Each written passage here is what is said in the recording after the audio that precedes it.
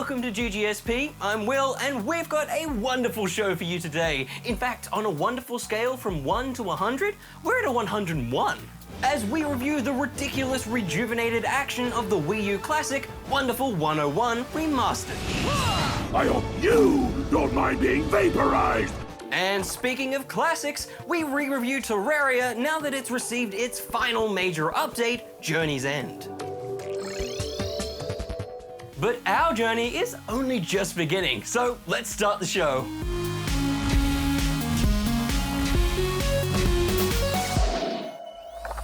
Since Terraria came out in 2011, it's developed a strong reputation and loyal following. Sometimes described as a 2D Minecraft, there's plenty of mining, crafting, expanding and exploring. And after years of updates, it's finally gotten its last. So let's see how this journey ends. Ah, I'm getting attacked by bats! All right, who wants dynamite? What is that trident-looking thing? It's Will. Terraria Journeys End is a free update to the game that adds a whole bunch of new features. In fact, there's so much new content that it almost feels like a new game. Sort of. Almost. Whilst it looks and feels very familiar, a bunch of new things have been added, including new enemies, weapons, and updated biomes.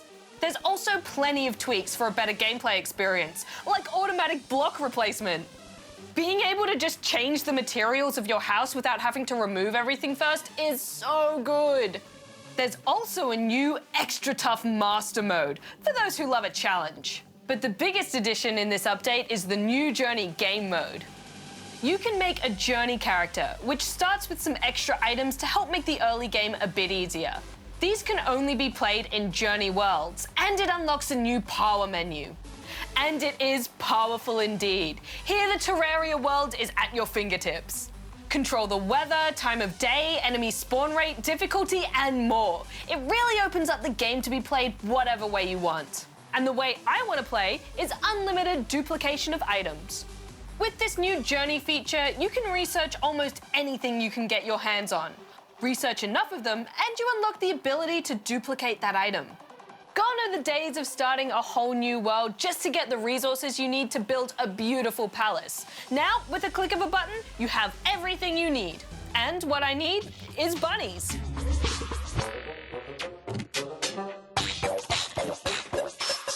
Of course, you do have to find the resources first in order to duplicate them, which still gives you the sense of discovery, and it takes away some of the monotony. You can also now build multiple bases in different biomes that you can teleport to using pylons. Not only do these look super cool and add a mystical feel to your beautifully styled abode, but they create a network of homes that you can zip across the map to. Traveling halfway across the world so that I can hunt frogs in the jungle used to always be a drag for me, but now I can just zip zoop right there. Frog City! Now the thing I've always loved most about Terraria is the multiplayer. I was keen to see how journey mode might have changed the experience, so let's get my multiple player Gem in to tell us what she thought. Hello there! So Gem, what did you think of playing journey mode with me? It's certainly a ride. The mining. The crafting. Dig faster, dig faster, dig faster. Have you seen I have a gun that shoots bees? Bone centipede, bone centipede. This is my friend, the wall of flesh. That's just an eye. Oh, this chest is full of things. Flaming arrows, don't mind if I do. I'm gonna use my amazing sword. My bees don't work underwater. Just like real bees. We love Terraria for its realism on bees. Oh yeah, this looks sick. How cool is it? Oh, wow. Oh, that's so beautiful. Why doesn't the torch work underwater? It's just like the bees all over again. I played a little bit of Terraria when it first came out, and coming back to it now, it feels like a much bigger game. That can be overwhelming, so it's great that you can share gear through duplication. It just let me have fun straight away. I'm gonna give Gem a space gun. Pew, pew, pew, pew, pew, pew, pew, pew, pew, pew, pew, pew, pew, pew, pew, pew, pew, pew. I love this. Though I will say unlimited sticky dynamite is too much power for one Radley. Oh really? I love it. All right, what are you doing? What's What are oh you my doing? goodness! Going ham with Dynamite wouldn't be possible if it weren't for the new God mode. Gem, I love a good God mode. Yeah, I could tell. While some people might go mad with power, it allows you to freely explore. I'm not that interested in spending the 100 hours you need to see the whole game, but with journey mode speeding things up, I might finally be able to see everything, or almost everything. And if you need more things to see, they've also added golf. Download custom golf maps or build your own, and have a relaxing putt on the green with your friends. Though golf loses a bit of its pizzazz when you can alter your surroundings. Yeah, I didn't love the golf. That's because you were bad at it. Why can't I play golf? Oh, so bad. I love the level of creativity Journeys End inspires and the carefree play-as-you-want vibe it gives off. It can be as complicated or as simple as you want, and both feel really rewarding. I'm giving it 4 out of 5 rubber chickens. I've played so much Terraria, and this update still felt like a breath of fresh air. It adds freedom and fun, and it's the perfect introduction to your friends if they want to start playing it. So I'm giving Terraria Journeys End 5 out of 5 rubber chickens. Gaming news, bum bum bum bum bum. Gaming news. Oh, welcome to the scoop. Time to take a look at some gaming news highlights. Kicking things off today, it's the news that PAX Australia, Australia's biggest gaming expo, will this year be held online. PAX Online unites the forces behind other PAX and gaming conventions to bring us a massive 9-day free digital festival in September. It's set to feature all sorts of virtual convention-style content, from discussions to gameplay, all enjoyed from the comfort of home. Oh, very interesting indeed. Moving on, and we've been hearing more Pokemon news than you can poke a stick at, including news of an AR game called Pokemon Smile, designed to encourage teeth brushing. Oh. Fans of the Nintendo 64 game Pokemon Snap will have something to smile about, as a new version of the Pokemon photography game is in the works for the Switch. We'll also see Pokemon Cafe Mix, a free-to-play cafe sim puzzler for smart devices and Switch. And Pokemon Go is set to receive Mega Evolutions, a feature long awaited by players, and will hold digital versions of Pokemon Go events. Plus, we heard that yet another Pokemon game is in the works.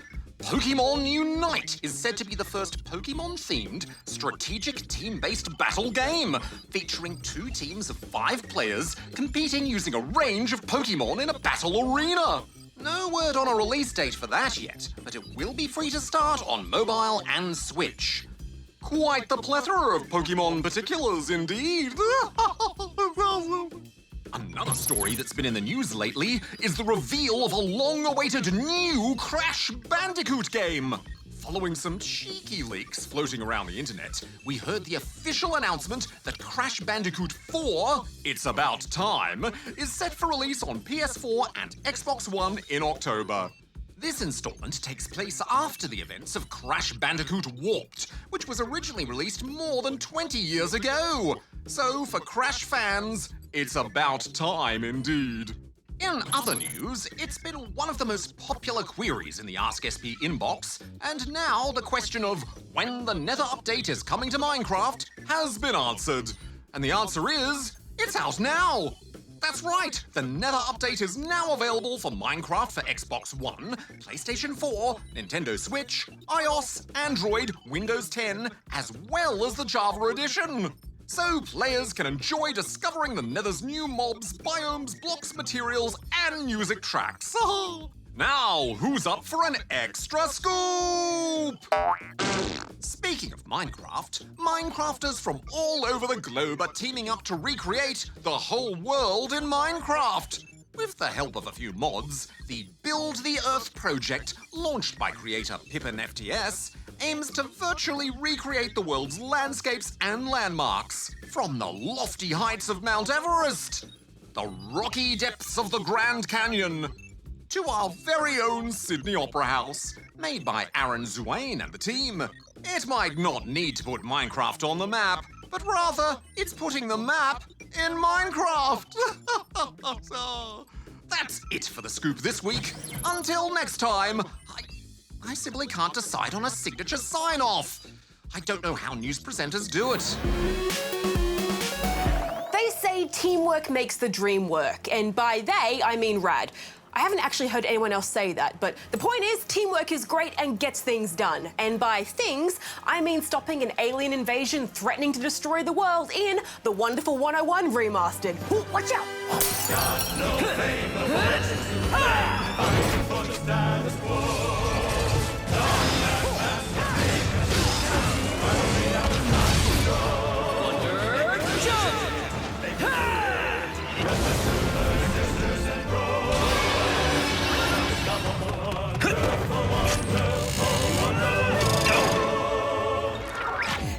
By Platinum Games, The Wonderful 101 Remastered is, as the title suggests, a remaster of the 2013 Wii U game of the same name. You play as the Wonderful Ones, a planetary defense guild sworn to defend the Earth from intergalactic threats. Team, unite up! Roger. Or as this guy puts it, Color-coordinated cosplayers!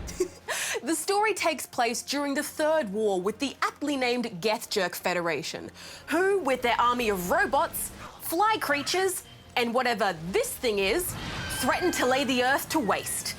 So it's up to the Wonderful Ones and their extremely tight spandex suits to save the day.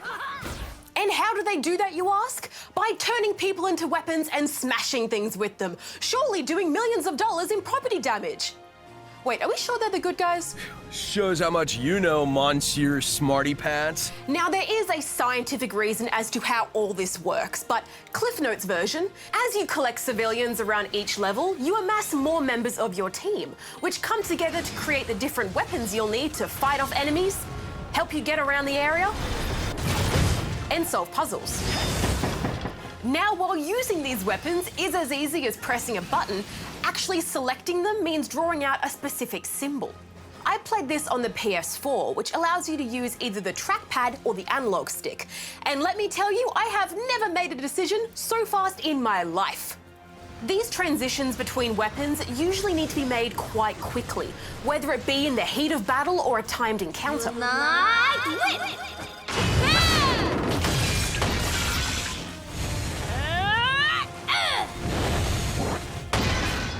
Trying to use the trackpad while your fingers are busy manning the other buttons is just way too awkward and slow.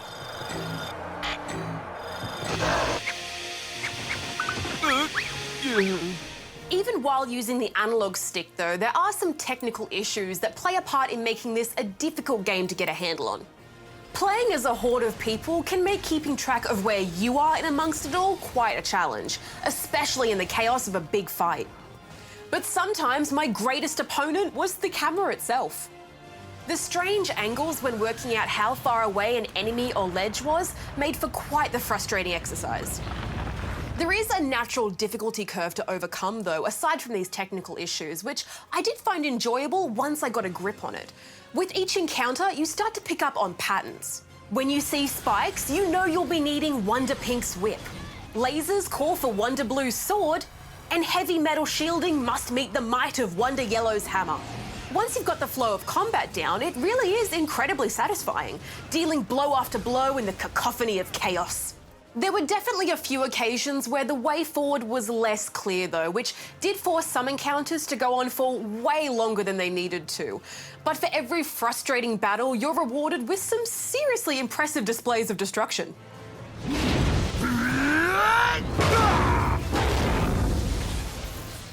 I try not to make harsh comparisons between games of the same genre and style because I don't like pitting games against each other.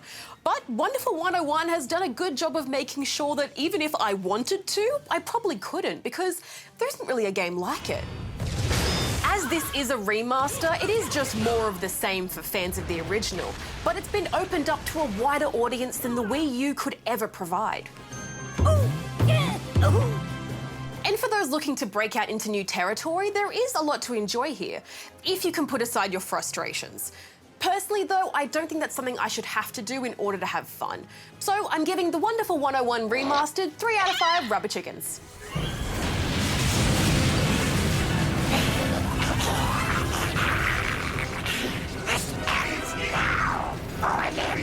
Say goodbye to your precious statue! Charge! What? Dude, that is so not happening. The Earth will soon be ours! Gifted forever!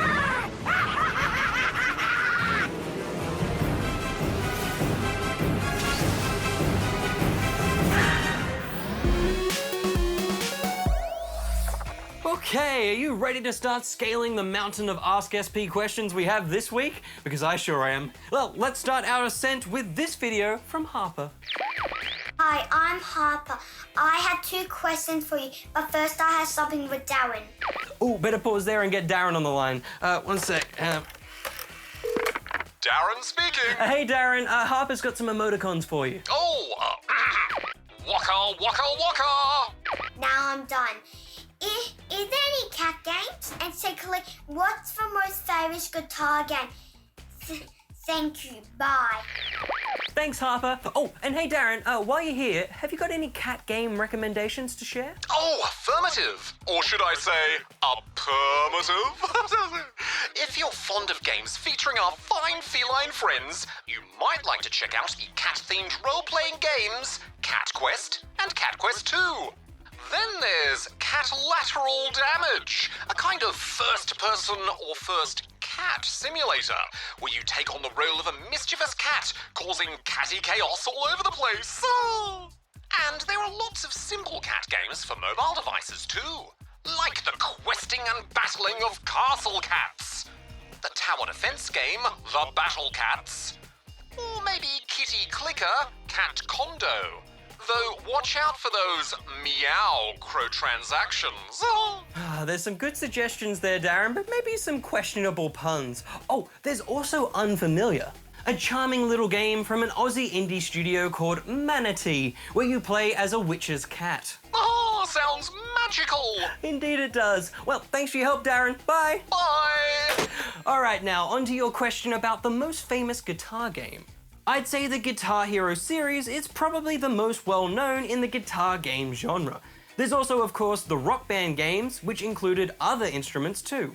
Both series were quite popular, available across a variety of platforms and pretty widely recognized, though if we're talking about a specific best guitar game, that's a bit harder.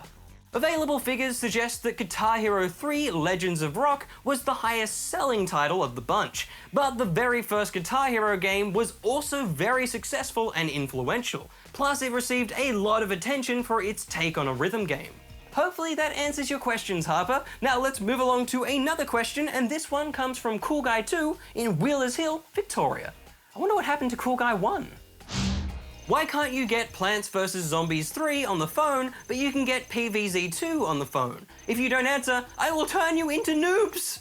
Thanks, Cool Guy 2. If you're struggling to find Plants vs. Zombies 3 on your mobile device, it's probably because it's not officially released there yet. The game is available for some regions as part of what's known as a soft launch, which is sort of like an early access kind of thing. It gives the developers a chance to see how the game is running and work through any problems. But gamers here in Australia will have to wait a little bit longer, so keep your eyes peeled, like a potato, for updates. Now I think we have time for one more video, and this one's from Liam. Hello, GGSP. I have one question.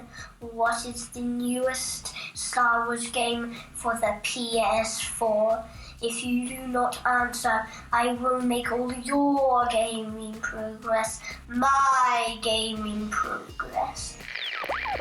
That's not Liam, that's Darth Vader. I certainly do not want to lose my precious gaming progress, especially not to a Sith Lord. So if you want to know what the newest Star Wars game is for the PS4, well, as far as G or PG games go, after a few delays, the revamped version of Star Wars Episode 1 Racer just came to the PS4.